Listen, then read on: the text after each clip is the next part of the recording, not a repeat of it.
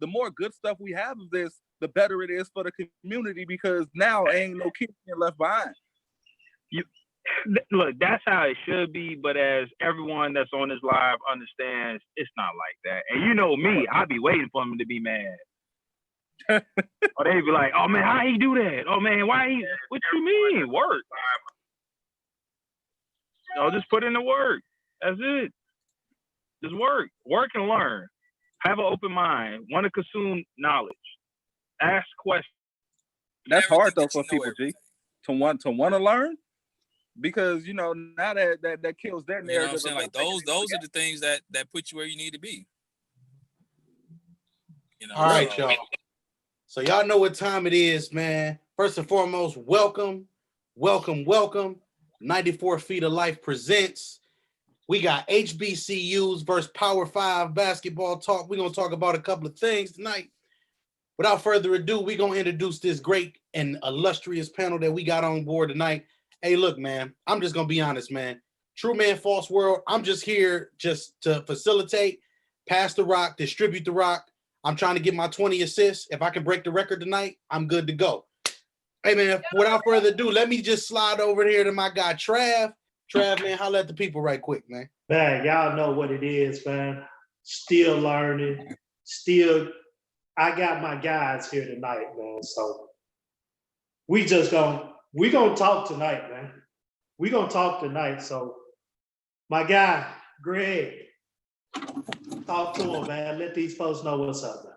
Hey, I appreciate you guys allowing me to be on tonight. Like I said, this conversation I've seen pop up more frequently in the last few weeks, and it's just interesting just to see the different opinions and hot takes on this subject. So, like I said, I'm just glad that y'all allow me to be on here just to talk with y'all, man.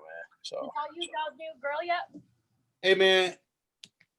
We just not happy that you ain't too Hollywood for us. Oh, that's what we doing. Man. Okay. Hey, man, I gotta introduce my guy, man. My guy. I'm gonna say you for last.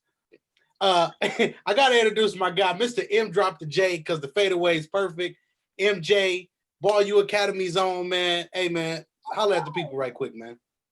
Hey, man, MJ, you already know what it is.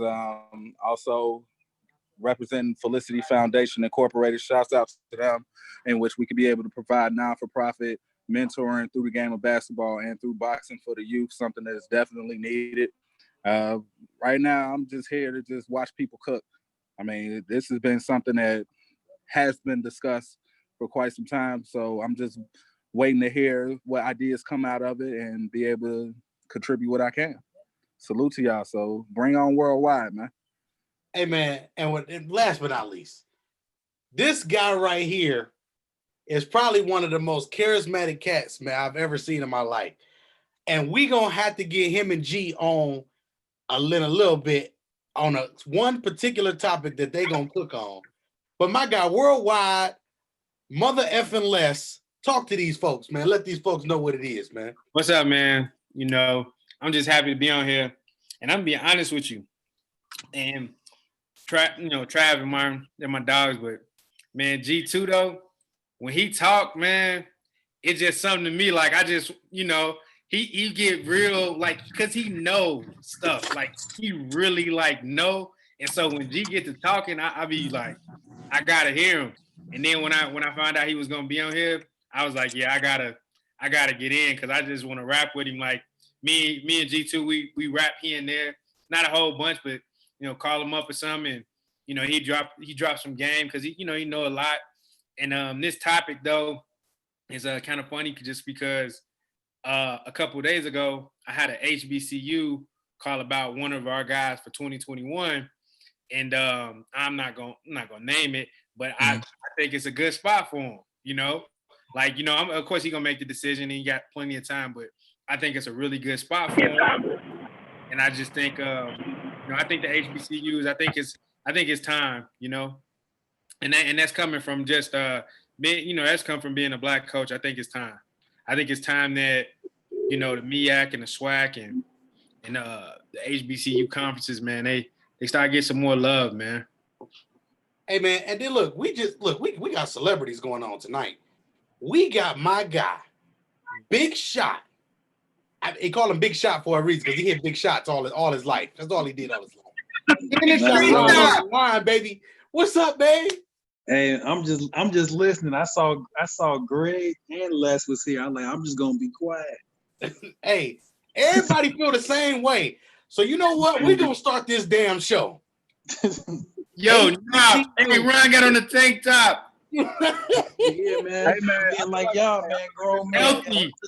I'm just Healthy. Yo, I feel like this should be on Versus, man. In real life. Where's Swiss Beats at, babe? We need to call him like, yo, we need to go on Versus. Hey, please let them get. Hey, here we go. MJ made this famous. Please let me cook.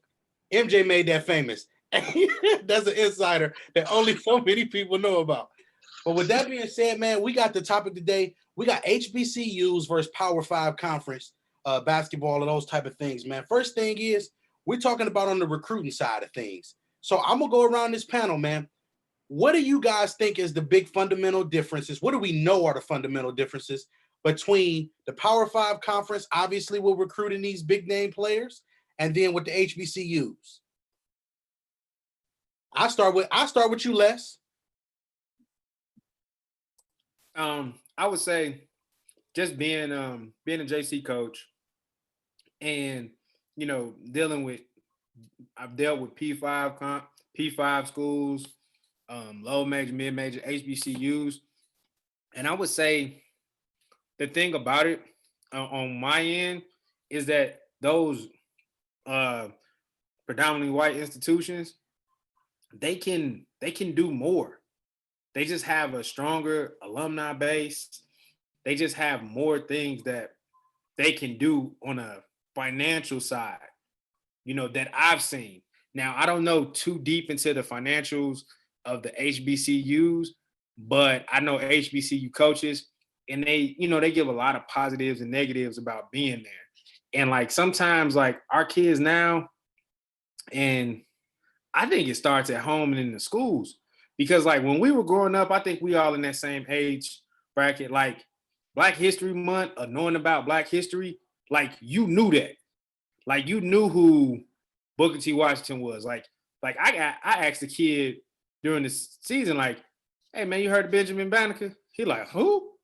Like, I don't think like our culture is being pushed out onto these kids where they would be thinking HBCU or wanting to be around, you know, more people like us. Like I went to it, like, not gonna stunt, I went to a predominantly white institution. Like I did. And it was cool, but I always kind of felt like I always go back and like, damn, I was missing something. Like I went down to Tennessee State for a week with my cousin to go visit him while I was at Idaho State. And I didn't want to leave. Like I did not want to leave. Now it was reasons why, but I just didn't want to leave because I'm like, man, everybody here look like me. We all vibing, like, you know, everybody, it's all cool. It's all love. And so and I think that's the thing about it. I don't think like it's getting pushed enough.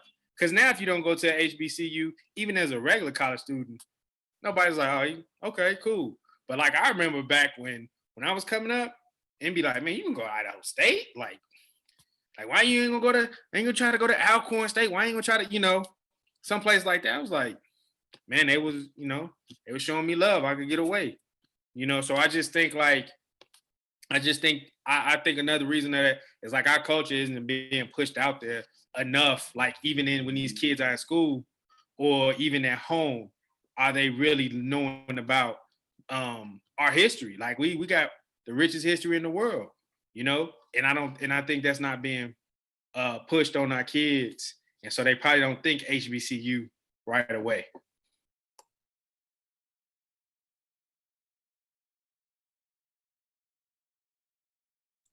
All right, so hey G, I'm gonna go to you next. What do you think are some of the fundamental differences and some of the things that you would like to discuss on this topic? Starting off. Well, just to piggyback off of what Les was just saying, you know, I have a unique perspective on this because My father went to Alcorn State. My mom went to Purdue. I went to private school K through 12, and because of playing basketball, I know for me, I knew a little bit about HBCUs because of my father, but HBCUs weren't coming to the region to recruit like that. You know what I'm saying? Like they weren't showing up to recruit. I had Power 5 schools that were recruiting me. So back then, which I mean, it's crazy to say back then, but I graduated 15 years ago from high school. It was more so what I saw that was in front of me, and what that platform was, what that exposure was, and it's like, all right, well that's all I know. Like everyone saw like above the rim. Everybody wanted to be at Georgetown. Everyone wanted to be at certain schools because that's what you saw, right? And I think, especially with this, what is this, Generation Z, everything is so, if I don't see it or if it's not recorded, it didn't happen, right? And the more and more HBCUs are not out there and visible for kids to see them, they don't know that they actually exist. And coming from a place like Gary, Indiana, it's like, well, how many kids are going to come from like the region of Chicagoland area and be comfortable or even have an open mind to going somewhere like an Alcorn State or a Pine Bluff or somewhere that is not so much a rural area, but it ain't where you're coming from. It ain't like you a hop, skip, and a jump from Chicago. You know, and I think that's the thing of being able to get kids and even more so the parents to understand that undergrad, why not go to HBCU, you're playing D1 basketball, you get a chance to go to the tournament, and you're getting a great education, and you get to learn about yourself and about your own people. You know what I'm saying? Like, to me, that's big. This week alone, I probably talked to about 7 HBCU coaches on the men's and women's side, and I've flat out asked them, is like, so why y'all don't recruit like in the region or in the Chicagoland area like that? And it was amazing the feedback that I got. Like, was really amazing, and it was kind of eye-opening. So I give you one example. What I was telling the school, they was just basically like, well, we don't think we could get kids from there. And I was like, well, how do you know that if you didn't try? Like, how do you know that if you didn't put yourself out there to recruit this kid? And now, like I told them, it's easier to recruit kids now during the COVID-19 because they ain't got to be on campus. They'll fall in love with your personality and your demeanor and just being able to fit in with you. Because you're not trying, you're not acting, is organic and it's natural right now. So it's really an even playing field for HBCUs because the PWI schools can't get kids on campus to ooh and ah them right now. But if you're not taking advantage of your social media platform, if you're not taking advantage of this like this really hitting the pavement, calling, texting, Twitter DMs, Instagram DMs, putting out little videos, skit, whatever it is. If you're not taking advantage of that, then I can't really just say it's on the kids and the parents because some of that responsibility, blame, whatever you want to call it, falls on the actual staff at these schools. So for me, it's one of those things of it's like, all right, well, how can we find more common ground so that, like, I understand the 5-star guy. I understand where he fits on. Maybe he don't want to go there because realistically, we all know 5-star recruits that are labeled one and done, they only going to school for fall semester. They ain't going to school spring semester. So to build those coaches at the HBCUs, you need those 3-star kids that are going to be there for multiple years to actually build that culture up, right? To actually put in place where it's a system and it's a family environment. And because of that, that's the thing that I think right now where, you know, we're actually struggling to figure out, like, where do we go from here? Like, what's the plan? Let me chime in for a second because go ahead, get in there, MJ. I was about to call on you next anyway. Oh, my man. No, Greg and Lester pointed out there's some extremely valid points in regards to this. And here I am. Let me just go ahead and just say this. As far as the movement that we're fighting, the thing that we have to do as African Americans is really take the temperature of where we're at right now. And what I mean by that is this. This generation right now has never experienced as much ability to be able to brand themselves, market themselves, and to experience a way in which they can be able to generate and accumulate wealth on their own, even without age or race being a problem. Because you actually have access to billions of people via social media if you do it correctly, right? So it was just based off of what Greg said, putting videos up or whatever. And I know that we're talking about having HBCUs, but I think we have gotten to the point in which, as far as branding and popularity is concerned, I think we have gotten to the point where we can even have a conversation now in which, do we really need the NBA? If LeBron started his own league and took all of the hoopers there, do you really think people are not going to watch it? Now, that's a conversation that's a little bit bigger. I don't want to go too much deeper into that, but it's just something to really bring the minds on. Like, because I've always thought that as well, because I'm like, look, these kids coming up in this generation, they came up from the LeBron generation in which high school, they already were set because they built what they needed to build. The one and done rule stopped it a little bit, but for the most part, it's still the same thing. If you build your brand correctly, people are going to rock with you. Like, and it don't even always have to be about making it to the NBA. If you look at guys like the professor is teaching NBA players how to dribble right now. He's making a great living still playing basketball. You may not know it. God Shamgar is another one. So there are plenty of ways to still be able to accumulate wealth doing something that you love. But we actually are ready to have that conversation as if, do we actually need these houses or these blue buds or even these associations to help us when we've already accumulated what is the most important, which is the people? Zion had the people before he went to Duke. Keep it real.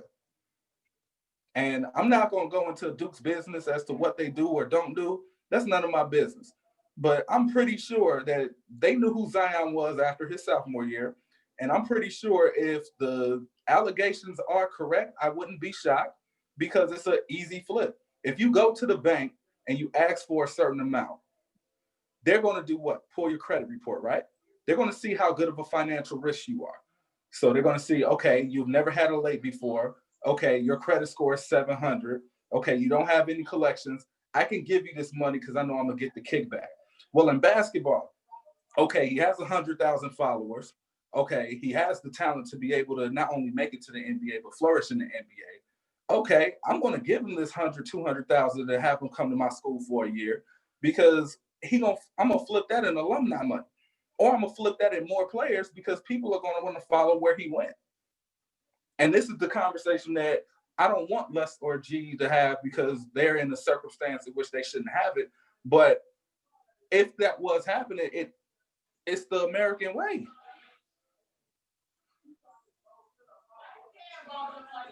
So we've got a lot of good topics here. Before I even say anything, Big Shot, then I'm gonna go to Trav, and then I'll tie up that and ask another question. Big Shot, what are some of the things that you would like to add to this? Well, I think the first things for HBCUs, and I think Greg hit on this point, and it's something that I've been screaming for years, not just with sports, is that one, they had to stop being scared of the technology. I think in 2020 and beyond, there are so many platforms in which you can televise games and broadcast your university that a lot of times it's, oh, we're not on CBS or we're not on NBC, but there's so many different ways. And when you don't have the resources that the Dukes, the Kentuckys have, you got to be a little bit more creative. So to me, the biggest area of opportunity for HBCUs is that they don't use the technology as a little bit scared of it. I think to me that would be a great way to differentiate yourself. Is that, hey, is that so you can do things like MJ talked about. You got your social media following, you've got your followers, you got your fans. So I think that's the biggest thing. But for HBCUs going forward, I think is that not being scared of technology because you don't have the big budgets that everybody else has. You don't have the big TV contracts. So here's frankly a cheaper way and an effective way to get our school the exposure that it needs so that these kids will come. And they not recruiting not recruiting Gary or not recruiting Chicago. crazy in itself because anybody who knows anything about the Chicago area knows Chicago area has a ton of HBCU alum. So to not be in the area recruiting people is kind of crazy because you have a network. But I think the biggest thing that HBCUs have to do is use the technology. And I think one of the problems with HBCU athletic departments and administration is you have a lot of old ideas. And a lot of people, as we've done this way for so long, but you coming into a new era, I think using the technology and using social media is a big, big area of opportunity for HBCUs to fight against the resources that you don't have and gain some traction with this new age athlete. Now, Trav, I know you're gonna have some interesting things to say here, man. Go ahead. Drop that knowledge on them, Trav. Oh man, everybody that said basically the same thing I was about to say. Me coming from a HBCU, one thing that I've seen is that with the financial side of HBCUs are being spreaded within the school instead of being outside and trying to attract certain things. Right. Me coming from an HBCU school of Russ College, a lot of money went into the inside, the office people, the registrators, all these other people.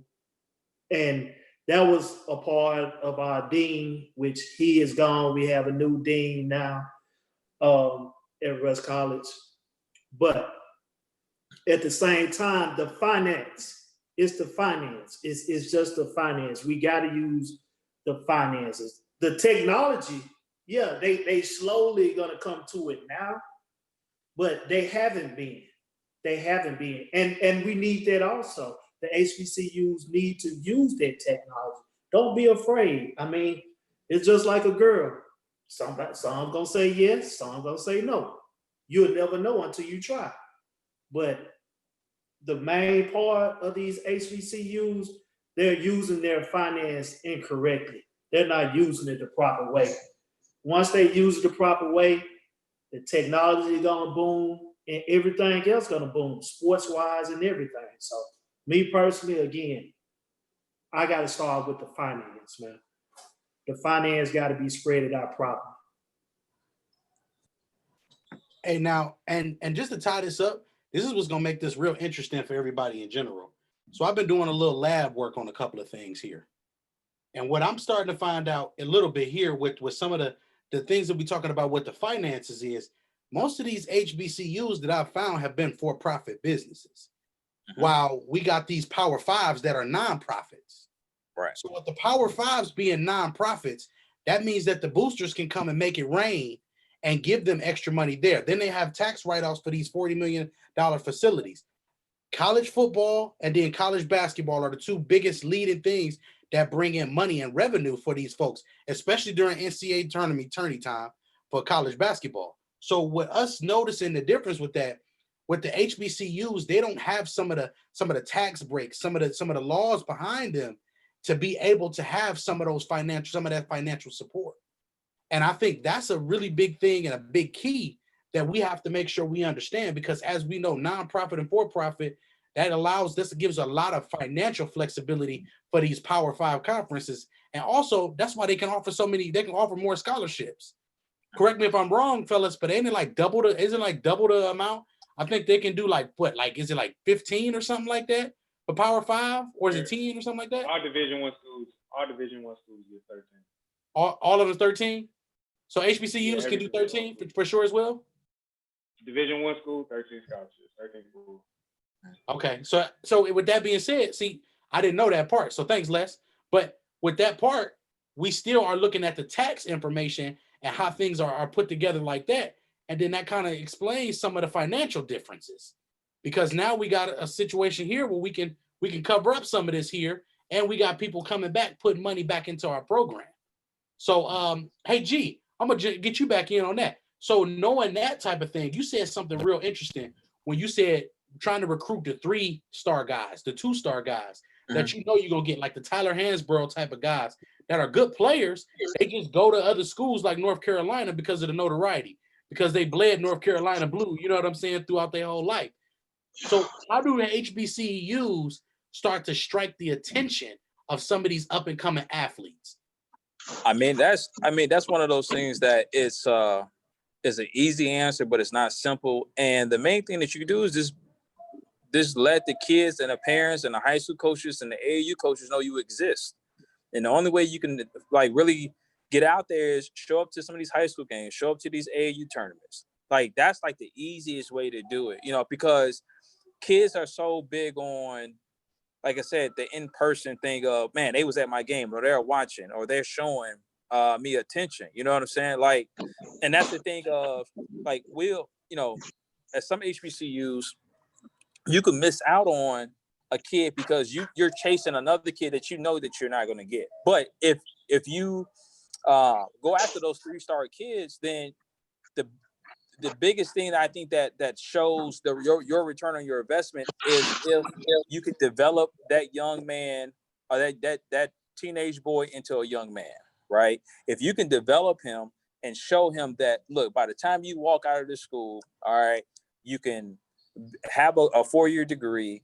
You'll be set as far as in your career, as far as, you know, what you want to do in the workforce, or you could play professional basketball. But more importantly, I'm going to develop you into a man because your mother or your father sent you to me so that I can groom you and so that you can go out into this world and actually be a representation of not only your parents, but this university or college that you just came from. And once people understand that part, then now you can start to really kind of get into the full spectrum of how this thing can really work, right? Because take Howard University, right? Howard has a law school and medical school, I believe. I believe Howard has both. So Howard University is in the nation's capital, Washington, D.C., medical and law school. And you have so many different opportunities that you can get from being in the nation's capital. So that's your selling pitch right there. It's like, okay, man, you're in the exact same city as Georgetown. You're in the exact same city as George Washington. You're in the exact same American, whatever, you know, you're there. But now we are fully investing in you because we want you in our program. We want you in our college or our university. And that's the thing of, you know, I think someone mentioned as far as the like the staff, right? Staff, personnel. You got to have people that are on those sidelines, that are in those offices at these HBCUs that understand and that get it, right? Everyone that's at an HBCU right now, they ain't there because they get it. Let's just be real. That's like any other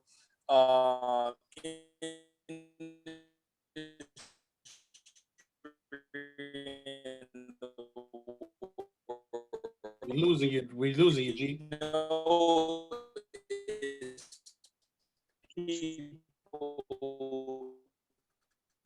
We're losing you, G. We see it every day. You see, like okay, can you hear me now? Yes, yes. Okay, so no, what I was saying was, well, let's back up. What was the last part y'all heard? Let's do that one. Last part that we heard before you started is you were just getting ready to go into it. Oh, okay. Right. So, okay. So like that at HBCUs, man, like I said, the easiest thing that you can do is like we take Howard University, for instance, right? So Howard University is in the nation's capital, right? Howard University is one of the small amount of schools that actually has medical and law school, I believe, right? They have both, right? So you're in the nation's capital. You at a university that has a medical and law school. You have all the opportunities, resources, and connections in the nation's capital. Howard should be extremely appealing to those 2-star, 3-star recruits because I'm in the exact same city as the Georgetown. I'm in the exact same area as George Washington, right? And if I can compete at a D1 like Howard, have the opportunity to go to the tournament, right? Then now I set myself up to have more visibility to be seen, and I'm the man. Like, why go sit at the end of the bench at a blue blood where I could be the man at an HBCU and play for the exact same trophy that they playing for? You know what I'm saying? Like that should actually, you know, strike some type of conversation with the college coaches and their personnel. But at the end of the day, just like we know with all businesses or entities in certain industries, you got to have the right personnel in place. Now, I know Les know and myself, we know some of these HBCUs, they have the right personnel in place. Now, the next step is cool. You got the right personnel in place. You're building the culture. Now you got to get in front of these kids and these parents so that they know you exist, right? And until you do that, you always going to be 5 steps behind, because you can't expect, just because this is a Black young man from the inner city of America, that he knows your school exists.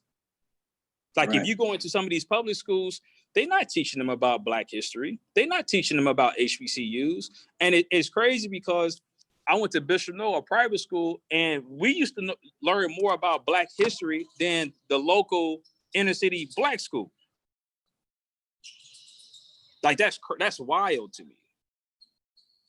It's to be expected though. It's to be expected though. We're not taught those type of things in general.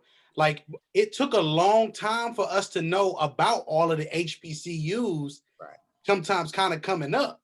And it's not, maybe it wasn't intentional maybe by our parents, but our parents ain't know no better. They thinking, oh, go to Ohio State. You live in Ohio? Well, see, that's the thing. That's the thing though. It wasn't intentional by our parents, but it was intentional by a group of people. Because if you don't know your true identity, and if you don't know who you are as your core, I can manipulate you and I can hit you with all type of finesse and spin moves that you don't know who you are as a person. If Hallelujah was a person, you would be him. So with that being said, hey, Les, I know you got something to say. Come on, Les. Hey, man. Greg hit it on the head when he said, if you don't know who you are as a person, that way, like I said, I'm trying to put the words together in the right way so I don't say anything that'll, stop me from doing what I'm doing. But I will say this. Dealing with the first, like being a junior college coach, I'm dealing with the first level of recruitment. So get the guys here, excuse me. And then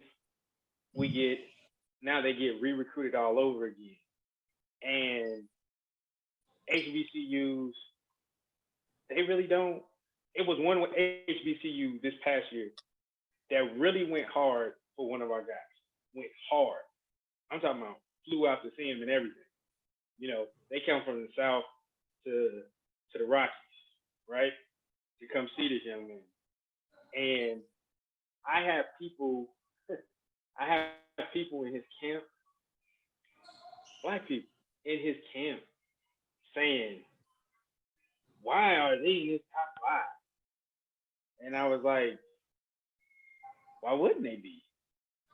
Like, you know what I'm saying? Like, why wouldn't they be in the top 5? Well, they haven't. I said, yeah, but going to HBCU is so much more than playing on TV.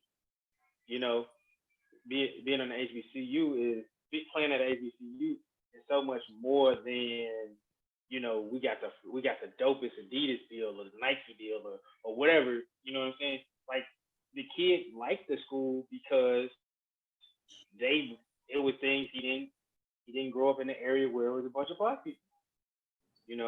So he's thinking like, man, I want to be more around my people. You know what I'm saying? He didn't choose the school, and that was fine. But at the end of the day, like he really took them in consideration, and he really, the head coaches, the whole staff, they really recruited him hard, and he really liked them. Like so, it was people trying to say, oh well, why would he go? Why would he go there? Why would they? I'm like, why wouldn't he? And that's the thing for me is like, where I coach junior college basketball, not a lot of HBCUs will come this way, and I've made a conscious effort to speak more with HBCU coaches, like, and from a stance of what are the struggles? What do you need to be successful? Because at the end of the day, I'm a basketball coach, but I was born a Black man, and that ain't gonna change. Like my daddy said, you ain't gotta do nothing but stay Black and die. And so for me, it's like I want to see those guys be successful. And I've had players that have went on to like big schools that I'm like, man, maybe you should have went to Southern. Or, man, you know, Grambling was recruiting you.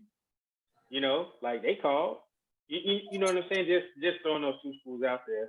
But it's like, you know, they went there and didn't have success, and it's like, man, you could have went there, had a whole different experience. And so for me, it's like I would love to see it personally. I mean, honestly, if I had an opportunity at an HBCU to advance my career, that would be something that, you know, I would strongly consider. You know, that like honestly, because I just feel like we get put as you look at Division I staffs, and it's one of us. It's just one of us. You know what I'm saying? And that's just how it is. It's the one assistant. And if we're fortunate enough to have a black head coach, great. But it's only 23% of them as head coaches. Shout out to the Big E. Yeah. Shout out to the Big E, you know, for having the most black coaches in the big, you know, in one of the top 6 conferences. But you know, and that's what I'm saying. It's like we really gotta do a better job of mentoring our youth. Like, and not to go off a little bit, but today, you know, I'm in Casper, Wyoming. They had a protest. They had a walk. I'm not joking. You know, and it was people really upset for the most part. And I'm sitting here and I'm looking, and I said, you know, I got my daughters with me. And, you know, they asking a ton of questions and stuff. And I'm just sitting here and I'm looking at all these young people. It's some young black kids. It's some predominantly white kids.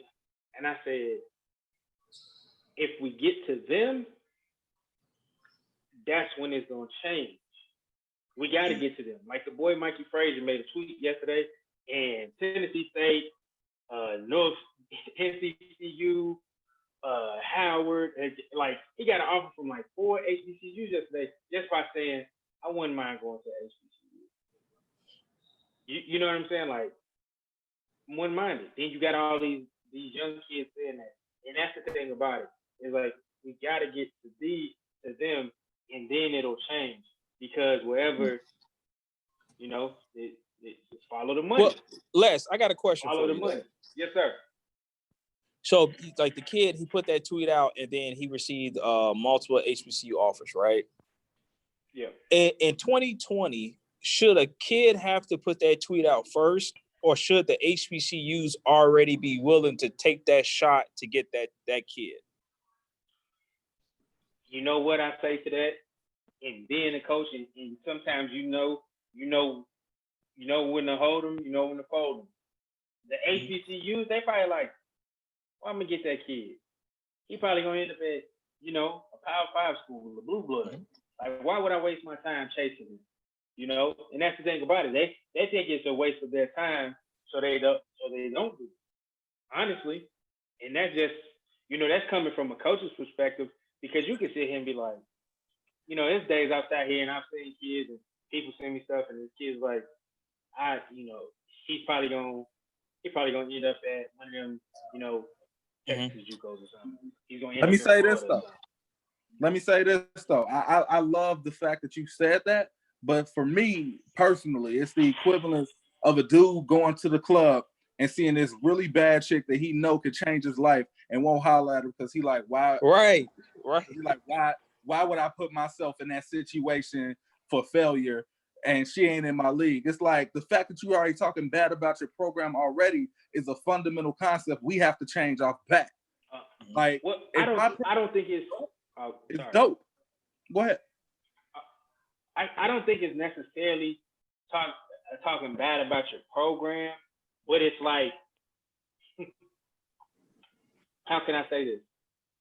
It's like, if you could do things, and if you could do things like the bigger schools could do, then you would do it.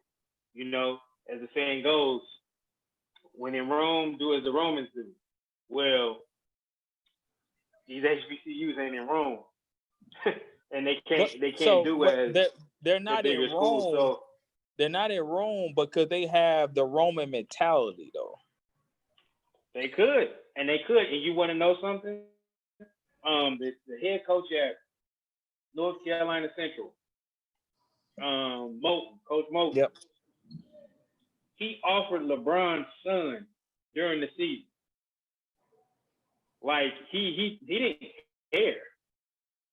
He doesn't care, and Coach Moulton, and I don't know, I've never met him, but I following him. He's the dude that's like, I'm gonna get the baddest chick. Mm-hmm. But at the same time, though, he's won 4 league championships in the last 6 or 7 years too. So he has that confidence, and he's branded himself. And I think that's what needs to happen. And I'm not saying every coach has done it, but Coach Moulton, he's branded himself. He's a household name in the coaching community. He do a Team USA. He tweets about stuff. He's very active. And before all this stuff happened, before this situation happened, he's been very vocal about a lot of things. So he brands himself. And I'm just saying, some of these HBCU coaches, maybe they gotta brand themselves, because like you said, Howard, right? And I don't know those guys. I don't. And obviously dude can coach, because that's half the battle in this anyway. I just feel like, man, the Howard brand, when you say Howard, I think all those, when they talk about, Luda said it, the homecoming at Howard, everybody, all the famous rappers, everybody, all these famous people came through Howard, and that's a brand in itself. So I think, for me personally, I just think the branding strategy got to be different in order for the guys to come. Brand your program, brand yourself. Because when you're recruiting, you're selling yourself. I'm getting kids from Detroit to come to Casper, Wyoming, Alabama to come to Casper, Wyoming. I'm not necessarily selling Casper, but I'm selling myself. I'm selling myself to them, so they can really I'm feeling what he's talking about. Right. This is what he can do for me, and it's not about the institution. Because at the end of the day, if the bells and whistles is what gets you in all this other stuff, then maybe you focus on the wrong stuff. And that's just like I said, that's just my opinion. And I could be wrong. But I just know if you build strong enough relationships, you'll get kids coming to places where people will be like, how did he end up there? Mm-hmm. How did he end up there? Mm-hmm. So that's just, like I said, that's my opinion. Is but Les, not to cut you off, but that's very important though, because a lot of the conversations that are going on right now, everyone's saying, well, if they had this amount of money at an HBCU, things would be different. And I'm like, money don't always change things. Nope. And before you get the money, you got to have the motor. You got to be in the trenches. You got to have the sweat equity. You got to know how to put in the work before that even comes. So if you waiting on the money to come, that ain't going to change too much of nothing. And let me stop both of y'all there right now. This is the real fundamental problem of the recruiting game. We're trying to follow the same game that these other Division I schools is following. And to be for real, a lot of them are flat out lazy. They only send letters to people that they heard other schools want. That's lazy recruiting. Now, I'm not here to say I don't understand it, because if you don't have the resources to fly to certain places to be able to go get the kids you want, I 100% wholeheartedly understand. But I know for a fact that a lot of these schools are getting these videos from kids' parents, from kids' trainers, from kids' head coaches, and y'all just not doing y'all homework and looking at them. I can't control that. So if HBCUs want to start somewhere, I always say, when you're at war, use your weakness as your strength, or use the societal weakness as a strength. Since everybody else is lazy, if I'm an HBCU, any video that I receive, I'm looking at it, I'm responding to it. Whether the kid is good or not, I'm responding to it.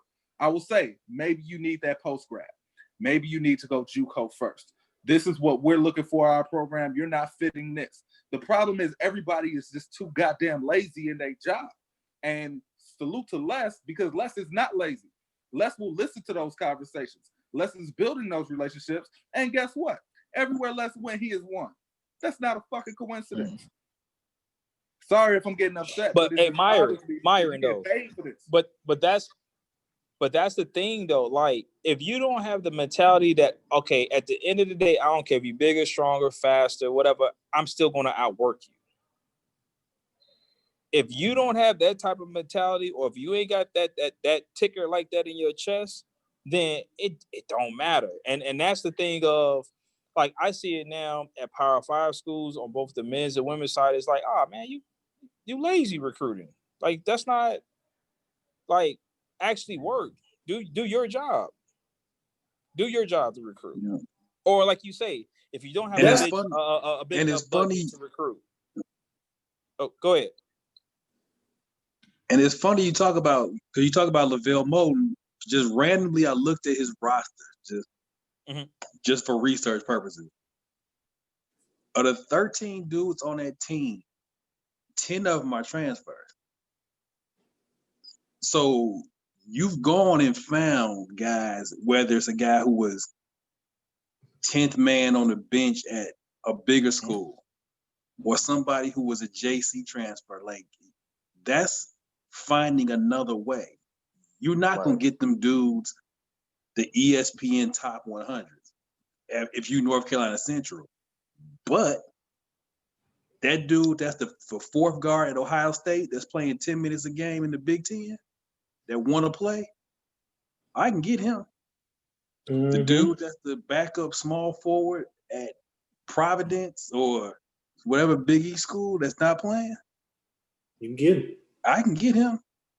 And he's built that program on, actually built the program, but like he won them 4 league titles of real creative recruiting. And like a whole team. I've never seen a team with like 10 transfers on one team, but he's got like an entire team of transfer. And that's, you talk about not being lazy with your recruiting. So you feel like, you know what, I can't get John Wall, but I might be able to get the 4th guy.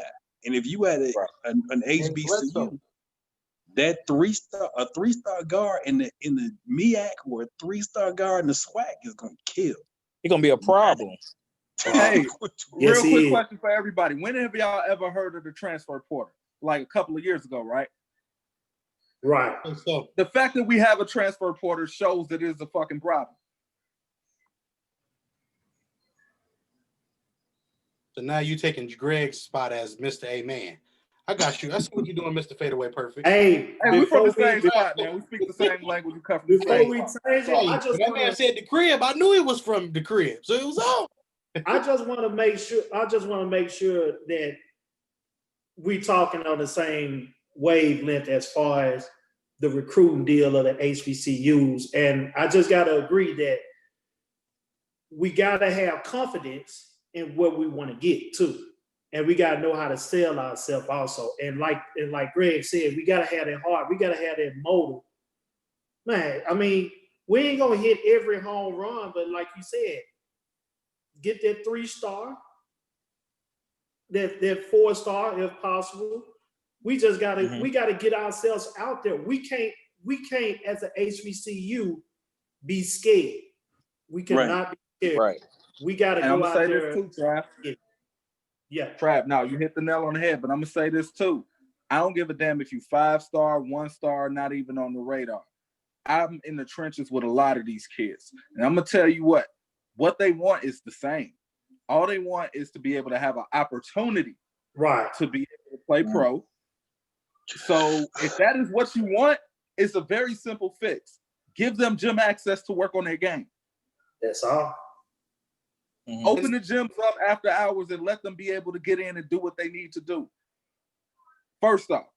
Secondly, understand that, you know, your system may not be perfect for them, but give them a slight leeway to be able to do what they do within your system to be able to match who they are. Right. Here's a question. That's real. They should be focusing on.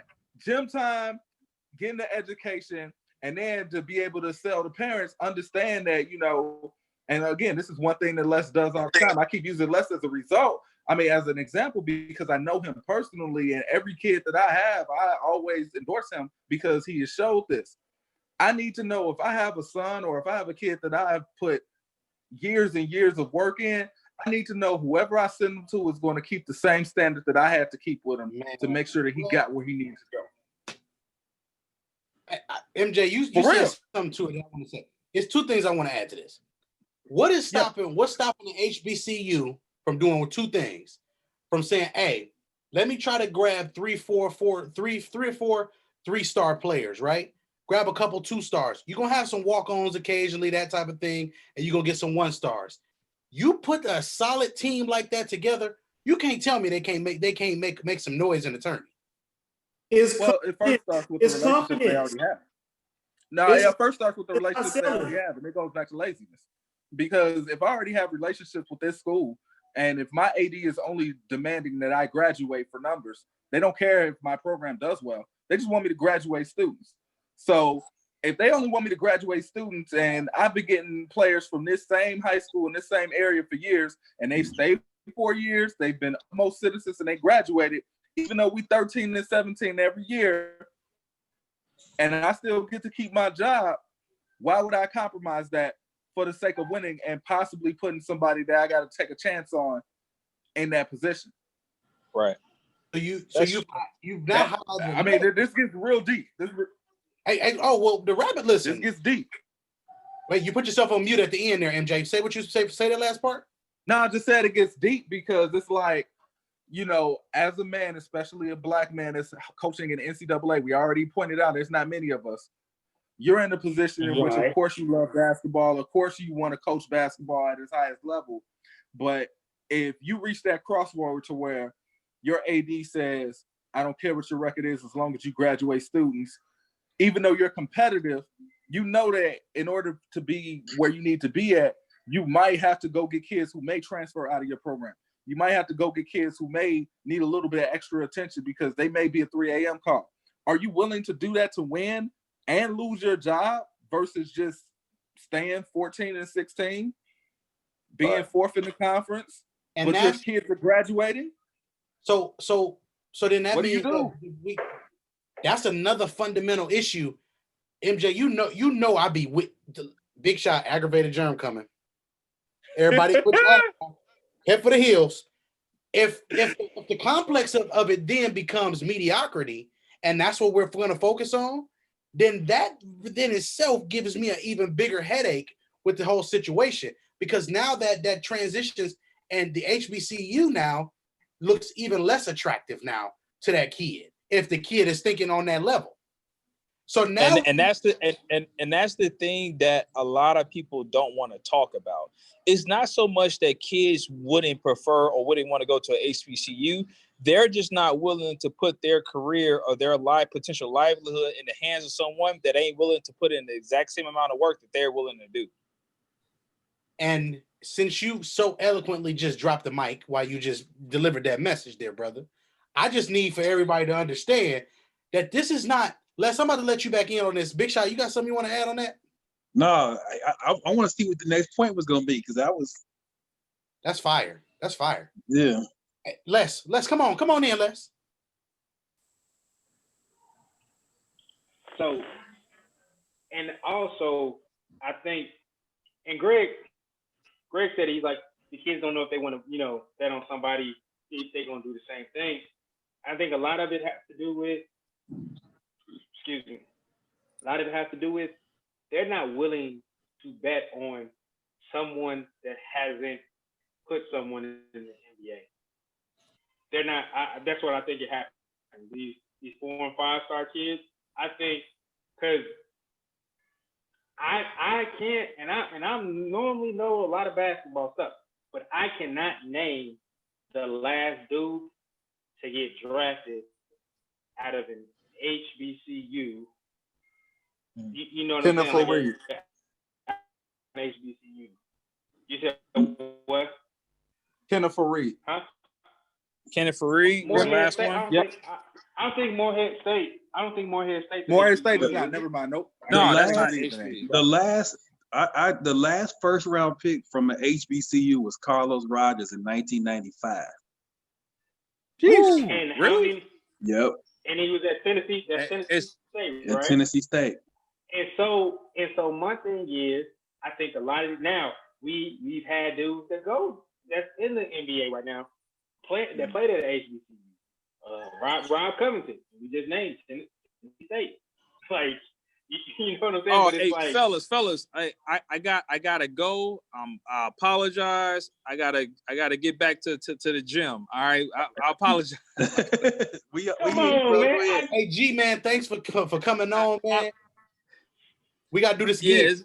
it's been a busy day, man. I gotta get back into the gym with some of these kids real quick. But please, the next time y'all do a Zoom, please let me know so we can talk about things. And like one of the things I want to talk about, Myra knows, I'm doing my first collegiate event this year, and I got a point in that about HBCUs that we can dive in a little bit more with. Bet. For sure. G man, I appreciate you jumping on, man. I appreciate y'all, man. Greg Jones, man. All right, y'all. God bless. Talk soon. all right, G2. Later. Hey, so with that being said, let's keep going with your point, bro. And then we're gonna pass it around real quick. Yeah, I think that's what I think. I think like they can't. Yeah, why would I go there? Who he put in the league? You know what I'm saying? Mhm. Like who I can see that. put in the league? Who went to the league from there? Yeah, That is, you know, what really what I hurt think it is. HBCUs like, from a hoop point of view, what really hurt HBCUs when the league. Two things hurt the HBCU really bad. When the league reduced the draft down to 2 rounds was the first thing, and then when and then as a consequence, when Dream Team 1 happened, and then you had the influx of Euro players, those two things essentially killed HBCU players as far as getting drafted. Because I mean, now you're talking about 60 slots. And Jerm, you NFL guy, you know, NFL draft is what 230 slots or something like that. It's like I think it's between 230 and 253. Right. So now we talking about 6. So now we reduced the draft down to 60 slots. But then So after, here's what's funny, Big Shot. After that, I think they give them another 15, 20 just for the undrafted players. So they immediately take, for some of them, they take up to 15 or 20 extra. So, and so what Les is it's not talking like about that. is, and so what Les is talking about, that's real. When you talk about 60 slots only a year, and you fighting with Euros, you fighting with the 1 and dones, you fighting with the 2 and dones, and Hunger Games. how the draft is done has hurt HBCU players so much as far as NBA prospects, like unbelievable. So to your point about and I'm so glad Big Shot mentioned that. Yeah. Now I'm so glad you mentioned that because it's 2 names I'm about to drop. It's 2 names that I'm about to drop that showed us that if you really are like that and you have a following, it really don't matter. And those 2 names are simple: Brandon Jennings and LaMelo Ball. Those 2 went to places in which nobody could see them. We talk about HBCU not getting any TV time. Ain't nobody really looking at the NBL, or nobody was looking at where Brandon Jennings were. And even if they were looking, he was only playing 10 minutes a game. So, but everybody knew what he was. They knew what he was. Right. So what it's going to take, to be honest, is a Mikey Williams, a guy that is a top 10 to go. Because no matter where he goes, he's going to be a lot. Exactly. That's what it's going to take. It can't be a guy that's a fringe guy. Because if it's a fringe guy, he's going to get exposed. Because most of these fringe guys, they need to be around great players to be able to look like they're great. Like Justice Winslow, no offense to him, he couldn't have went to an HBCU. He would have got exposed because he can't carry it. But a Zion Williamson could have went to an HBCU and he still would have got drafted number 1. So it just depends on who name you are. real quick. I want to throw out this name because this name been ringing in my head. Where is Weber State is Division II, right? No, it's D1. No, it's D1. Is he one? D1 Big Okay, Sky. no, I'm not. That's D- Because I was about to say, What? Dame Lillard did carry that program, just like Steph carried Davidson. So we He I never tell made you it to this, the tournament. CJ He never McCollum made too it. at Lehigh. He never made it to the NCAA tournament. I just want to put that out there. He never Yeah. got there. Won regular season championships, not win a conference championship. who Dame? Just throwing that out there. Dame? I like Yeah. Dame though. I like Dame. Hey, no, Like- I Hey, do but too. what I do too. could Hey, no, what but- I could say about that program though, what I could say about Weber State, because a local guy that was 2 years older than me by the name of Jermaine Boyette went there. He said he loved it there because even though they didn't make it to a lot of tourneys, You from Indiana? that man, yeah, I know Jermaine Boyette, of course. Hammond High. Are you serious? Anywho, like killer, left hand killer. That I modeled a lot of my game after him. Salute to him. But dog, killer.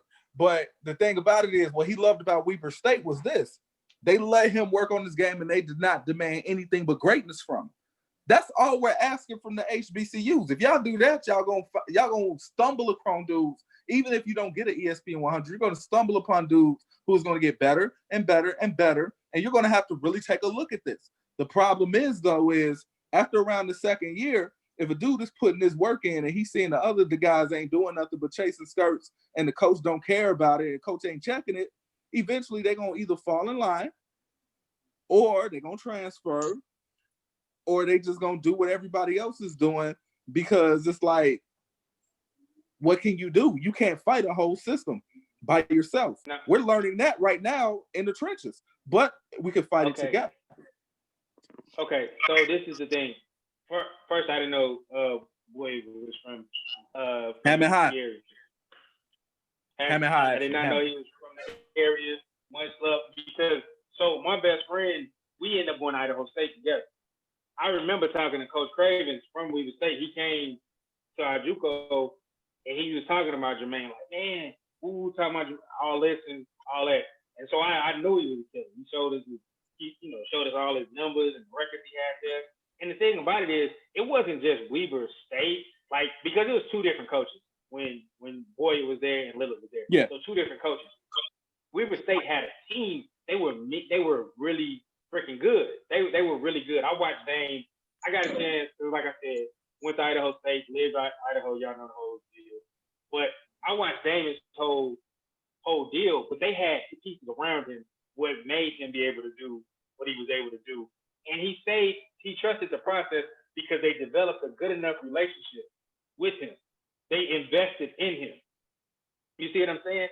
And that happens is like when you get a kid that he's really good, he blows up his freshman year, and he wants to enter the transfer portal. You got to look at it. Turns into like, what are we investing? Because you could sign a good kid, develop him, make him good, but you got to be able to provide a real like protection around him, so he's dealing with everybody. And what I've learned in those circumstances is like when a kid leaves like that, a lot of the times he only maybe got one coach that's really messing with him like that. You know what I'm saying? So it's like I could go do what's best for myself, but if you got the head coach, assistant, the GA, the ops, you got everybody around the kid and invested in them, for the most part, a kid will stay loyal to that. A kid will stay loyal to something like that. But if it's just one person there, or the kid's just self-motivated, then he's self-motivated, got it out on a bigger prize. Because at the end of the day, it's going to be about what have I done? You know, what have I done here? Like, I could be a legend. Like, Dame is a legend at Weber State. You know? And that's how and that's what I think when you get to that level, is like you got to invest a lot of time in these dudes, because now it's starting to be junior college and the NCAA now, because the turnover is, you turn them over. You may have that kid 1 year, you may have him 2 years, and he's gone. So now, like, and that's why I say I go back to JUCO. In the junior college coach, you develop those relationships. Like, literally, I know everything that my guys are doing because I have to. We have to know. I know when they go to class. I know when they don't. I know when they wake up. Their schedule is on my computer. I can literally go on my phone, and it's 10 o'clock. I know where our point guard is. You know, I know where he is, or at least I know where he should be. You know, so like you built those relationships. Like they need, like, and this is what they need. At the D1, it's so many other influences, and I kind of think that the relationship part, once they get a kid, you get him. I got him. He here. You know, when people say, "Oh, like he got a full ride for you," no, you don't. Scholarships are 1 year renewable. Scholarships are 1 year renewable. Nobody has a 4-year scholarship anymore. They're 1 year renewable. And they can push you out. They can re-sign you because at the end of the year, meaning they have your little meet and they tell you, yeah, you know, sign this scholarship paper. Woo, woo. You don't read them. You just sign them. You turned over for the next year. You get what I'm saying? So that's none of that. So somebody tell you that they people's got a 4-year. No, they don't. They don't. It's 1 year renewable. Now, and within that contract, because it is a contract, you gotta have certain grades. You got in your performance level, and then we got to think about something. It's 3 letters. I'm about to say APR. APR. That's very heavy in Division I basketball and football, but we not football. So, except for John. But like Division I basketball, that APR is huge because if you drop those APR numbers, if your APR take a hit, your pocketbook taking a hit, so your chances of going to the postseason taking a hit, a lot of things, your livelihood is at stake. So sometimes some of those kids that you wonder, like, man, why is he still here? Oh, Buddy's an APR point. He's 2 APR points right there. That's why Buddy's still here. Buddy go to class, but Buddy got a 2.8. Buddy don't cause no trouble. Buddy grade point average higher than his points per average, higher than his points per game average. You get what I'm saying? But Buddy about to help me keep my job. Buddy ain't got to play a minute at all, and that's real. And that's real because nobody wants to take that. I'm telling you, nobody wants to take that APR hit. So it's guys staying in schools necessarily. It's guys not being pushed away because of that. And that's why when these guys leave these schools, why do you think they try to help them so much? When they leave and go to this portal and they try to get in, like literally, Division I coaches are like, hey, I'll help you. They'll call around, try to find them a school because they know they're gonna lose the point. They know they're gonna lose the point because the kid is leaving. But then if the kid doesn't go, he doesn't matriculate to a 4-year institution or graduate, they end up coming back and losing that point.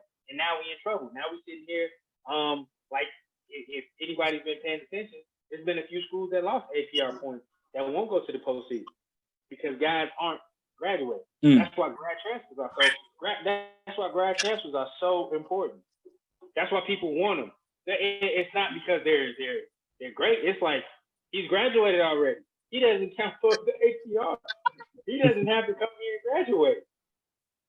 Like, I mean, that's deep. It's a genius idea. It is literally the best thing. I promise you. If Lord willing, if I'm able to get a Division I job ever, I am looking for all the grad transfers. I don't care if he averages 7 points a game at a low major. I'm like, hey, come on. Because I mean, but people don't know how education what he's talking about. I'm telling you that right now. That's part of his job. So when you say, if somebody wants you to graduate, dog, it is schools out here that want you to make sure you graduate first. And if you can win games in the process, that's just icing on the cake. And then you can be able to keep those jobs for 10, 15, 20 years. You get what I'm saying? Because he don't get in no trouble. He don't have no violations. Like, I'm gonna tell you this now, the great Tubby Smith. That's one thing. You go play for Tubby, you gonna graduate. He's gonna make sure you get it free. He's gonna coach you hard, and that's why I like Tubby. He gets the guy he's one of the greats to me because he gets the guys that he wants. He wins the way he wants to win. So like when people like a lot of people got different. That man, he does it the right way. A lot of people don't like it. Yeah. You're gonna graduate and you're gonna play a style of basketball that you know what you're getting into. You know what you're getting. A lot of these people are like, man, man, Coach jagged me. Ooh, no, Coach didn't jag you. Coach, I'm a coach. And like I'm off to let people play. Like, no, you had opportunity. Like, ain't no favorite. Coach's favorite is people that's gonna help them win. Boom. You help me win, you're my favorite. You rebound, I love you. you a 3-point specialist, you shooting 48% from the three, you my man. Hey, Les, and that's the last part we did not talk about. We did not talk about these diva personalities with these dudes blessed to have an offer from X, Y, and Z, but is not ready to put the work in and keep what they need to keep. I just got my 17th offer. Is it 17 of you? It don't matter. You can only pick one school. Right. Get the offer, keep it moving. Only go to one. That's like bragging. To me, a college scholarship is about $50,000 a year. You know what I'm saying? Like, you give or take whatever, and you throw everything into it. I'm not gonna walk around like, hey, I just got $50,000 off. I just got no, that's not something you brag about. Like, hey, I got, don't name the offer.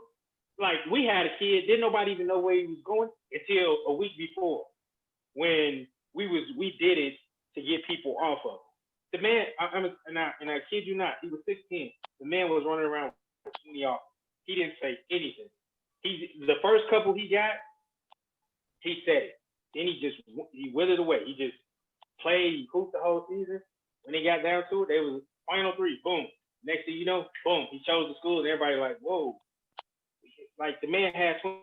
We talking about from SWAC, MEAC, Big Ten, Pac-12, Mountain West, West Coast Conference. Like, he was recruited heavily, but nobody knew about it because that wasn't him. He was more like, okay, they offered me. So what you want to do? That's whatever. What's his name? Kawhi Leonard? He just got some Kawhi tendencies.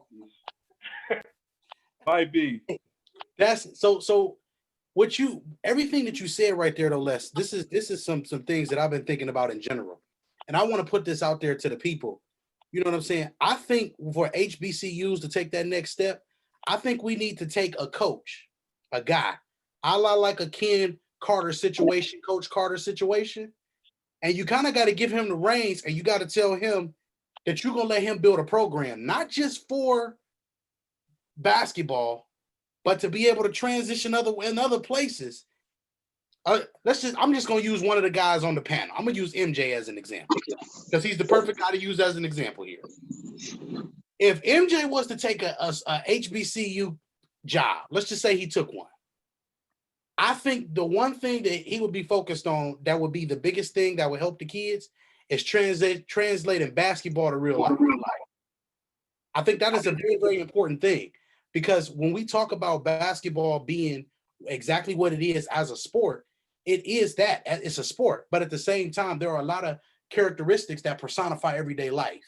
If we teach kids that this jump shot here, what this jump shot right here correlates to life, what this pass right here correlates to life, why it's important to not walk the ball up the floor in these situations at these times. You teach them all these different things and all these different mantras, but the bigger thing is you then take that and then you translate it into everyday life situations and scenarios. It helps a kid understand and get the same tutelage that they potentially was getting at home. And then it gives them the home feeling to go along with they're doing what they love to do. And then if you're able to win on top of that, and they're able to maintain the grades and get the opportunity, you just got a 5-course meal. Jerm, let me speak on that. Because you got the right person, because in particular, he has the motor, the drive, and the confidence to go and get what he wants, when he wants, how he wants it. Me and Big Shot, MJ probably was on there too. We watch Worldwide go through a simulating interview. Him and a bunch of other interviewees. And the thing about it, and they were saying like with the interviews is with confidence, because that's what it was saying. It was like they said one of the things that Worldwide had going on, where in the beginning they didn't see the confidence, but then when they got more into the interview, he started running off with it. He snapped. But if you get a coach like that has that confidence, that lands it, that coach you got to give that coach time, because a lot of things got to deal with winning, and people want to win by any means necessary. Mm-hmm. But at the same time, if you're a real good coach, you're gonna have your players be the best in life and the best at basketball that they can be at that time. So in the long run, that coach got to have that confidence, that drive, that motor, that love for the game. And he also got to make that child seem at home. Has to make them at. Go ahead, MJ. No, I was just gonna say, I'm gonna be honest with you. I mean, everybody think that, you know, when you think coaching and you think knowledge of basketball and all that, you think building relationships and all that. I'm gonna be 100% with you. In the small times that I was coaching, man, this shit just like playing spades, man. I'm a very good spade player, but if you give me 6 of a suit and a four spades, and that's the only spade I got to work with, I'm gonna get Boston. Just what it is. I don't care how good I am. And if my partner don't got nothing to work with, I'm gonna get Boston. Now, obviously, anybody can play a stacked hand. I think what makes me the best spade player is when I have a hand in which is balanced and I don't really have much to work with. I will get you those 3 books. I can maximize what you give me. And I think that's what makes Les great. That's what makes a lot of people great that don't get a lot of notoriety in this game. Like Don Nelson don't get enough notoriety in this game, if you ask me, because he's always been a great spades player. Hubie Brown, same way. Like they're able to maximize through teaching of the game, through building relationships. They maximized it, but they never had a trump hand. They just never had one. And if that's what it's going to be about, then we're looking at the wrong thing too, which is one of the things in which I think HBCU understands that, but they're too far right on the balance. They're just focused just on graduation. If we could find a happy medium in which, yeah, you focus on graduation, but let these kids get the keys to the gym for the ones who really want it. Let them get the keys to the gym. You know what I mean? And put those extra 4 hours of work, put them extra 1,000 shots in. Because one thing about this game is it's repetition. It's about reps. All of these players, once they get to Division I, they usually have the same type of skill work. I mean, they're usually very athletic. They can go left, they can go right, they can shoot the ball, they can pass the ball, they can defend.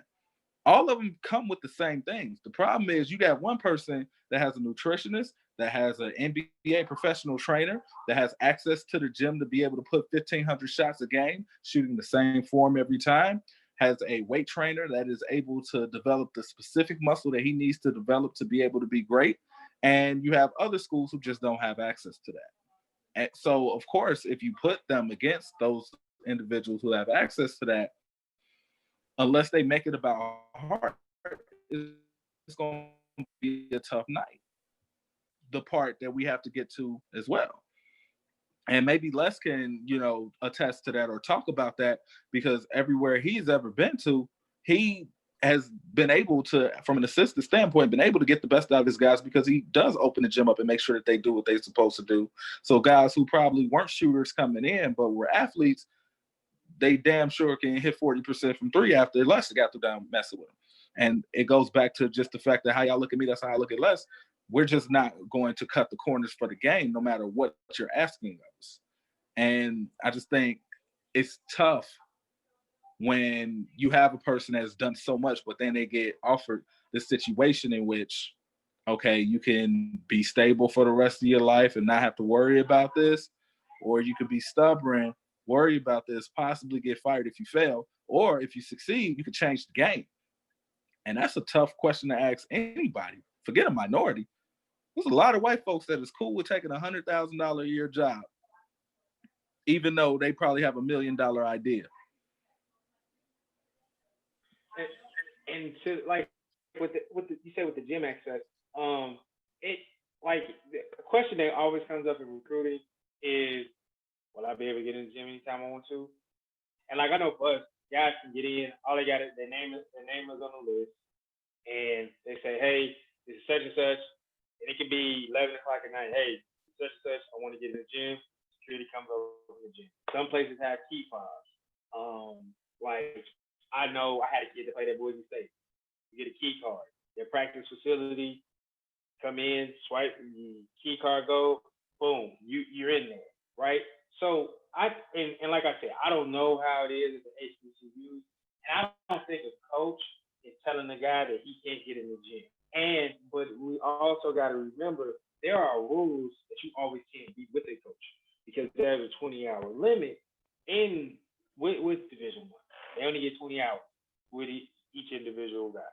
You get 20 hours with them, and that's it's usually practice, weights, whatever counted in that 20 hours. So you're not always gonna see an assistant coach with that guy. You get what I'm saying? Now it all depends on what level you at and what kind of resources you have, because you may have a GA, you might have a student assistant, you might have somebody like that. You might have guys that want a roommate and might push each other. So now we can't really say like, oh, they don't want to get in the gym with them. There are rules that have to be adhered to. Like a good friend of mine, he made the jump from JUCO to D1, and I said, yo, dog, like what was the biggest thing? And he said, man, honestly, he said it was about I couldn't be with the guys all the time. He said they got all these rules. Because that was his thing. That was his thing. Being in the guys. I mean, as he developed guys, he developed, all American guys that eventually went and played pro. And so for him not being able to be with the guys all the time, where you could call a dude at JUCO and call a dude at 7 o'clock and say, hey, meet me in the gym at 45 minutes. We're gonna get some work in, and we're gonna do that every day, along with the weights and then the other workouts we have. So in that aspect, it's not all about that. And then like I would say most campuses would let somebody in if they're on the team, if they don't have that access. If they can't get in, they keep out. So that's what I would say. I because the rules and just knowing they have access. So let's get ready to start wrapping up the show here, fellas. I'm gonna ask a couple rapid fire questions, just for the sake of everything that's going on with the conversation today. So I want to ask this question in general. We have talked extensively about what it takes from the athlete perspective, what it would take from the coaching perspective, what would it even take from an athletic director's perspective of him having to make some of those calls that he don't want to make.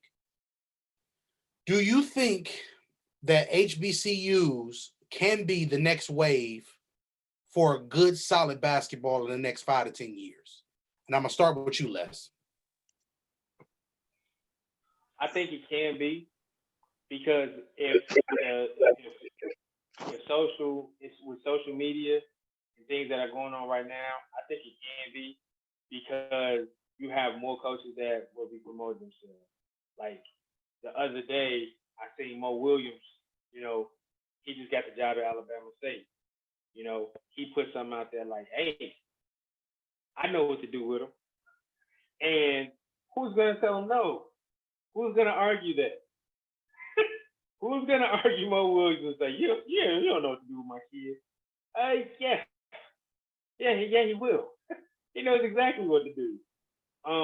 But so like I think it can be. I think it's just about the better the branding. It's all, man. What I've learned, and I think G2 and Myron had alluded to it earlier, is about branding yourself, man.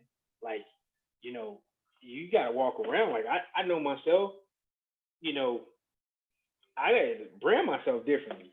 I can't literally say what I want to say.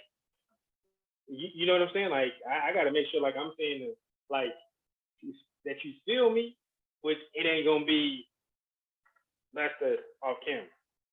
Lester that you get a text message from. You know what I'm saying? Lester that we in the group, man. Like I can't do that because I know how, I know where I'm at. I know what I'm trying to do. I know what I want my brand to be. You know what I'm saying? And it's not anything fake. I want people to know, like, he's going to tell me the real deal. You get what I'm saying? But he's not going to do it. He's going to tell me the real deal. He's going to speak out, but he's going to do it in a way where everybody can respect what he's saying. Because sometimes you come out too harsh, and some coaches, they kind of, come with what they're trying to do with their message. People's not going to like it, and they're going to be, you know what I'm saying? If people don't like you, they're not going to want to come play for you. If coaches come out, well, Williams, he said what he said, and he was not telling a lie. He was an NBA veteran for over 10 years. I can't even name how long. NBA champion, but performed at a high level in college. So guys like him, Coach Moden, who's ever Howard, these, my thing is, I hope all the MEAC and the SWAC schools, man, I'm hoping they can get some of these kids. I'm hoping that for them, because I think it'll make college basketball something that I love, something that I wake up every day. I think they can get some of these kids. I think it can happen. We won't see it. I don't think and this is funny. What we're seeing today, what's went on this whole time with the pandemic and, another murder of an unarmed Black person, man, woman, and like, it's gonna start changing. We won't see the effects of it until 2-3 years from now. We won't see it. I don't think we gotta wait 10 years. I think two to 3 years from now, we're going to see a Mikey Frazier on campus, and I don't know, he might end up at Alabama. We might see that. We might see a LeBron James Jr. at North Carolina Central because of the relationship. His LaVelle Moden has a relationship with USA Basketball. LeBron, USA Basketball. So like I said, Coach Moden is like I said, I never met the dude, but like he speaks out, man. He's for the people. He's for us. Like not just Black coaches. He's for us. He's for Black people. Like he should, and he has a platform. So like don't be surprised when you start seeing, the Jalen Greens of the world end up at a Texas Southern. Don't be shocked. I'm saying 2 to 3 years from now, we're gonna look up in that McDonald's All-American game, and they're gonna be like, such and such is going to Alcorn State. Such and such is going to Jackson State. Like, you might have 3 or 4 McDonald's All-Americans going to HBCUs 3 years from now. I believe that. MJ? I believe it's going to happen too, but I'm also cognizant and aware of the fact that what could also happen is the removal of the one and done rule, in which a lot of these blue chips too can be that would have considered going to HBCU will probably turn it down for the bag. That's the only thing that worries me. But I mean, all in all, it's really just about getting back to the fundamentals of what needs to be done. And the real fundamentals is this. What happened recently, not just with the pandemic, to be honest, since the Zimmerman trial, I actually been on this, and I know it's been a fire with everybody else. We can even go deeper in that and talk about civil rights, slavery, all of that. I think it's always been an undertone in which, Black folks have been sleeping giants because of it. But I think the straw that broke the camel's back happened this year. And because that straw broke the camel's back happened, we have a younger generation who is down for the cause, and they're not going to sit up here and be quiet. They're not going to sit up here and just shut up and dribble like some would like for us to do. So I wholeheartedly foresee a blue chip guy, being the first person to do it. And you got to understand, the law of attraction happens. So if a blue chip guy is going and you got 2 other blue chip guys that want to play with him, they're going to go with him. And now you have a really good look. As long as they can be able to just sacrifice for that 1 year of, being a college student and just living off their scholarship and their Pell Grant or whatever, and not taking any illegal benefits to be able to jeopardize what we're trying to build. If they can do that, then we will be on to something. And, like Coach Mo, I don't think he will even allow that anyway. I think Mo Williams wouldn't allow that. I think those guys are going to do it the right way anyway. But that's really, to me, been the only thing that's been holding back our talent from going home is the bag. And nobody talks about it. I know Les can't talk about it. I know a lot of people can't talk about it. And I know it's speculation on my end because I have no proof. But, after a while, you got to ask yourself, every person that's really good is got a rumor that he's gotten the bag for 100,000 or 200,000. This has happened every year from the last, 4 or 5 years of guys who have been top 5 in the NBA draft. At some point, we got to address the elephant in the room. And the thing about it is now is we're no longer, putting it as, oh, they're blue blood, they can get away with it. Nah, nobody can get away with it now.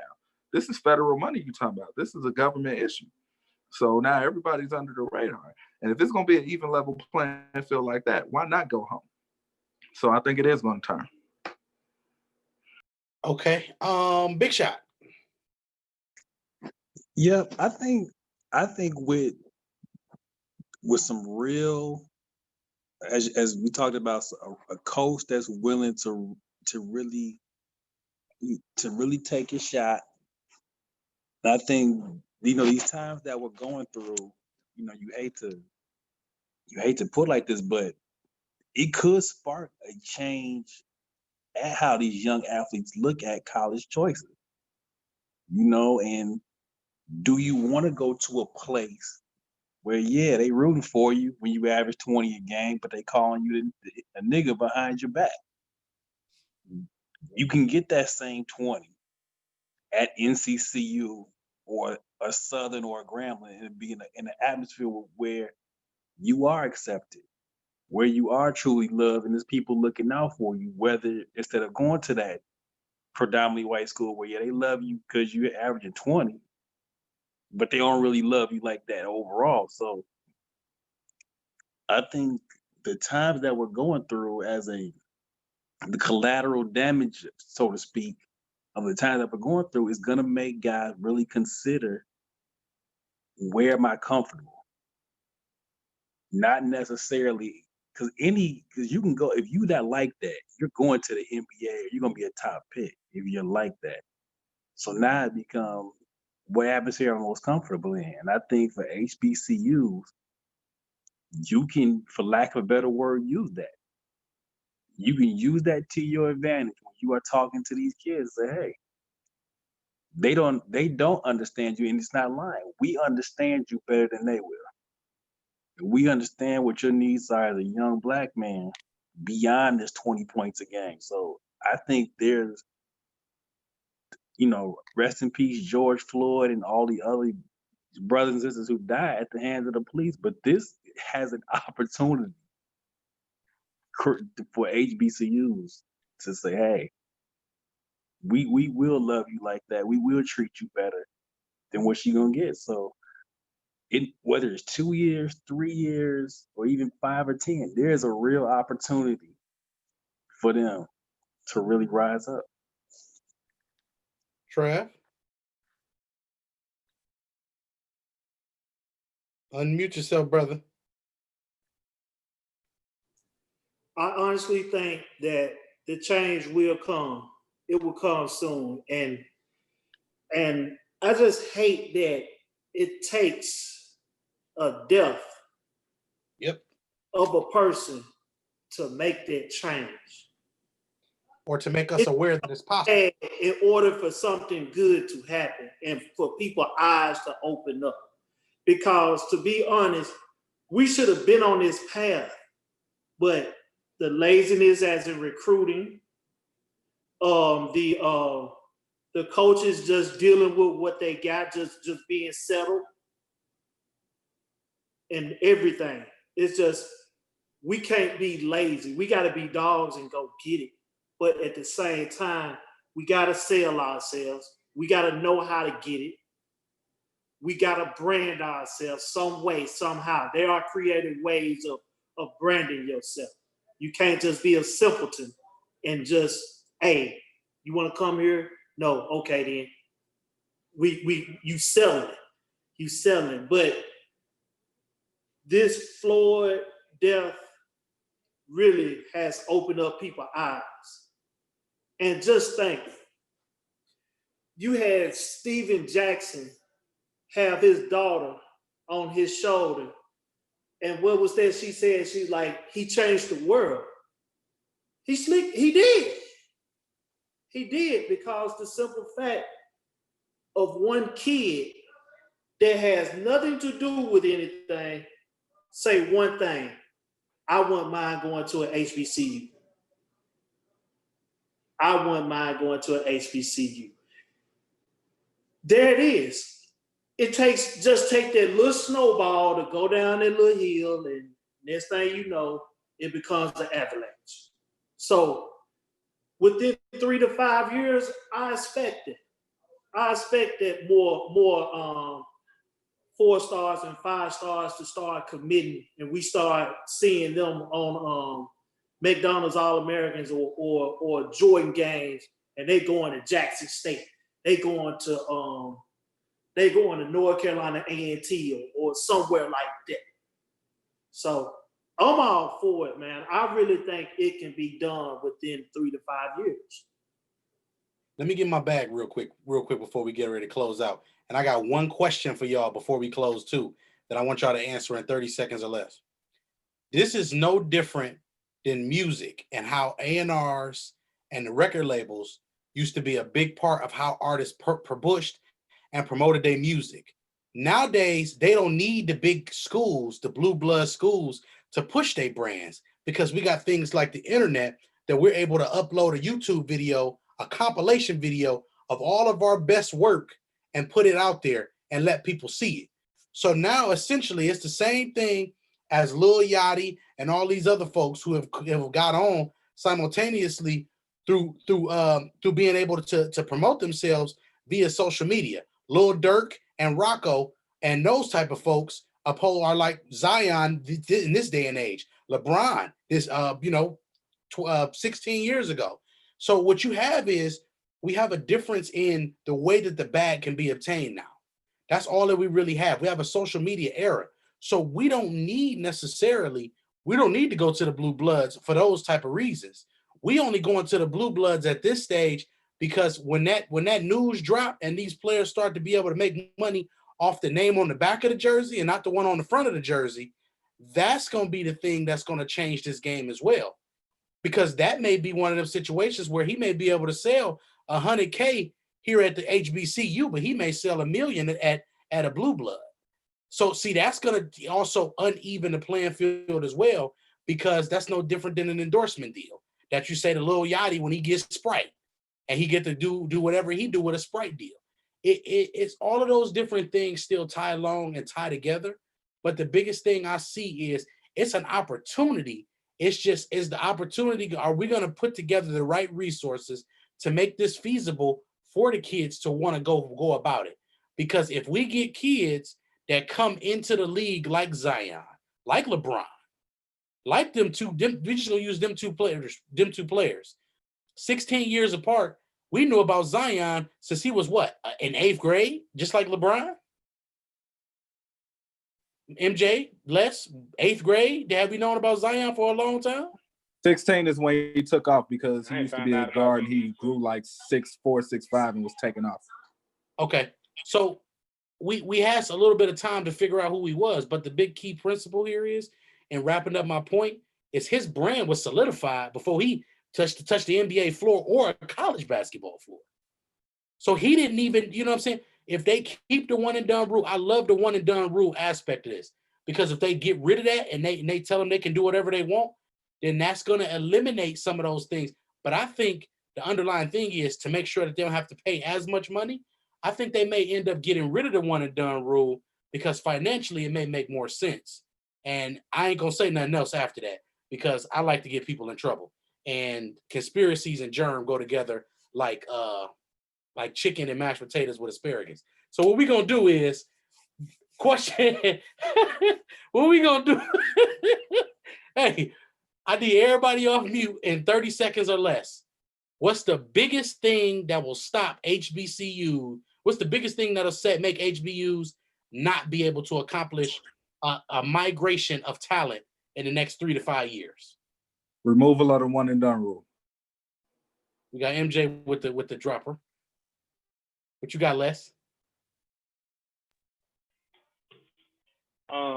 If they're not, if financially they're not going to be able to, put things out there. I think finances. It's all about the money. At the end of the day, it's the bottom line. Okay, cash rules everything around me. Cream, get the money. We got Big Shot. What you got for me? I think, the finances one and done rule, and I think if our community doesn't push the importance of our school, and the community doesn't push the importance of our culture, I think Community if that advertising, doesn't, we're gonna call that. I think if that doesn't happen, then that will be the trickle down effect of that. And Trav, what you got? Give that coach free reins. If you got confidence in hiring that particular coach, let him do what he do. Because if you don't give him time to make a change, it ain't gonna change. Hey man, in the words of Barack Obama, yes, we can. We can do this if we decide we want to do this. I can only say it that way. We don't got to be negative about it. We're gonna be positive. Everything is possible. Only thing we have to do is we have to apply ourselves. The question I'm gonna ask for all of us out there: how big is your want to? That's the challenge from Germ So True tonight. How big is your want to? Do you want to see kids get better opportunities? Do you want to see your kids be able to go to a place where people think like you, look like you, even can move around like you? People who don't have the same opportunities like you, and those type of things. I think we got to figure out what we're gonna do and figure out how we can make these changes. This has been a great show. Hey man, we got Les, G2 was on, we got MJ, we got Trav, we got Big Shot. Hey man, shouts out to my guy Jay Ham for organizing this earlier. He couldn't be here with us tonight, but he was with us in spirit. Don't worry, he gonna be in the comments sometime about 3 o'clock in the morning, graveyard shift. You know, that man working the grave shift for us, you know what I'm saying? 94 Feet of Life, Germ So True. Petty Sports Network, that's how we do it. Hey man, sponsored by Ball U Academy. Go get the damn merch. Go get the damn merch. Get your Hands money. homemade cookies. Go get the damn cookies. I ain't gonna tell y'all again to get the damn cookies. Hey, Les, you on mute, man. Say what you gotta say. Talk your ish, man. I say get the merch, man. I'm on some bullshit. I gotta get some merch. I gotta get some cookies. I be so like off into my own. I gotta get down. And I just seen one of those. I seen one of those humble and hungry hoodies too. We're gonna take care of you, Les. I promise. Hey, look, hey, Les, he got me out here walking around like Ace Boogie. I ain't even gonna lie to you, man. They think I'm Ace Boogie out here these days, man. I can't even go nowhere no more, man. It's crazy. But the thing is, man, all jokes aside, y'all, this is the type of thing, this kind, like us coming together and talking about these things. This is how we need to do everything, all issues. This is just basketball. We need to do this with everything. You only a Zoom call away, man. 94 Feet of Life. We out, y'all.